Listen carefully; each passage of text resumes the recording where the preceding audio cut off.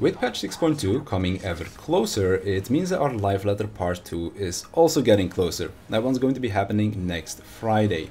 Now, I think that we pretty much know everything that's going to be in the patch in terms of what content we're getting, but there are still a lot of question marks surrounding some of this content. So today I just want to talk about what I want to see from the Liveletter, and then you guys and girls can let me know what you want to see as well down in the comments. So, as always, there's going to be a lot of content that we've come to expect. New story, dungeon, extreme trial, savage raid, you know, the stuff that we've been getting for all of these years, but we're also getting something brand new. Criterion dungeons and Island Sanctuary.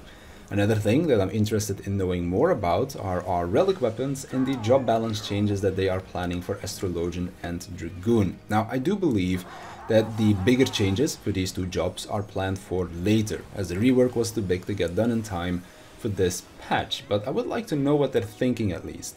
I feel like the samurai change came out of nowhere, and I honestly still want my Kaiten back, so while I do understand why Astrologian would get some sort of an overhaul again, I don't really know why Dragoon would, as I feel like the job plays really well right now, and I feel like the argument of there's too many single weaves is not really relevant anymore now that we can double weave jumps. So I'm just a bit confused as to why they would need this big overhaul mid-expansion. I can understand that they would get one in the next expansion, not because the job isn't good right now, but because I feel like it's going to be so hard to add new stuff into it. So maybe that's why they're looking into changing Dragoon, but then I'm also just thinking, wouldn't it be better to just let us play with the current Dragoon for the remainder of this expansion and then keep that big overhaul for the next one? So I'm just hoping that they kind of talk about their plans for these two jobs and maybe go into the why a little bit as well, as I think it's a good thing to let your community know why you're making certain decisions, and then even though we might not like the change,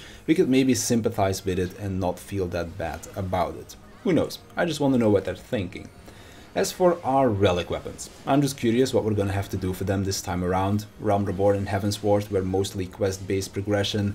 Then in Stormblood we had Eureka, and Shadowbringers was the first time where we were given a choice of how we wanted to go about acquiring our Relic Weapon. Now, I do believe that they mentioned that this new Relic would be quest-based, but I'm not sure that refers to just the first step only, kind of like how Shadowbringers' first step was also completed upon finishing the story quest, or if this is something that they're going to be doing for all of the steps. It could be that your first relic is also just acquired by simply doing the story, and extra relics you want to get you have to grind for in good old fashion. I'm just curious to what it'll be this time. Are we getting some relic specific content again, like Eureka and Boja, or is it going to be something like the relics of old where we interact with already existing content?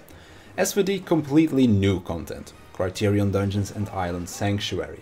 While we do have some sort of an idea of what the Criterion Dungeons will be, we don't really know all that much about it, and we also don't know anything about the reward structure. So it would be cool if they could maybe show us a sneak peek into the dungeon, and that they will also talk about what we'll be getting out of it. Personally, I don't really know what they could give. Maybe another gear set that bridges the gap between crafted gear and savage raid gear. Maybe some cosmetic items, because we all know that cosmetics are a great motivator, just look at ultimate raids. Or maybe, and this is something that I'm personally hoping for, it's extra upgrade items, so that you can upgrade your tombstone gear faster. Because I feel like that is always the big bottleneck when chasing best in slot. When it comes down to the casual players, this will give those that don't do Savage a way to start upgrading their gear before the 24-man raid comes out, and for those that do raid, it will allow you to get your best in slot faster and then start gearing your alts. Because when you play in a static, it's always the upgrade items that you're waiting on to finish your best in slot, and then it also means that you can start working on your alts faster. So having another avenue of getting these upgrade items without having to wait 4 months for them to come from the 24-man would be very welcome. But I'm honestly open to anything really.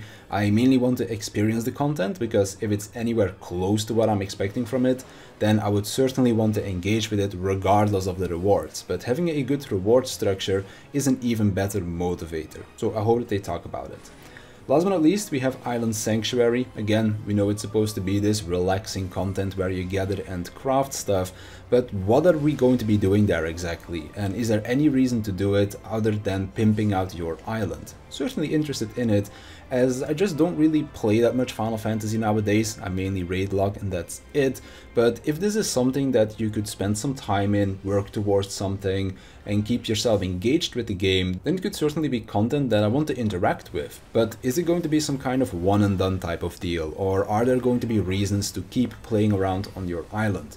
I'm just interested to see what it's going to end up being, as I don't really have any idea of what it's going to be like. So hopefully they can show a bit more of the island itself, the activities that you'll be doing there, and then also what you can get out of it during the live letter. And I think that kind of rounds out everything that I want to know more about from the live letter itself.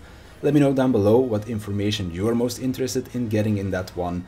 And with that, I want to thank you for watching, I want to thank my Patreons for their support, and I'll see you in the next one.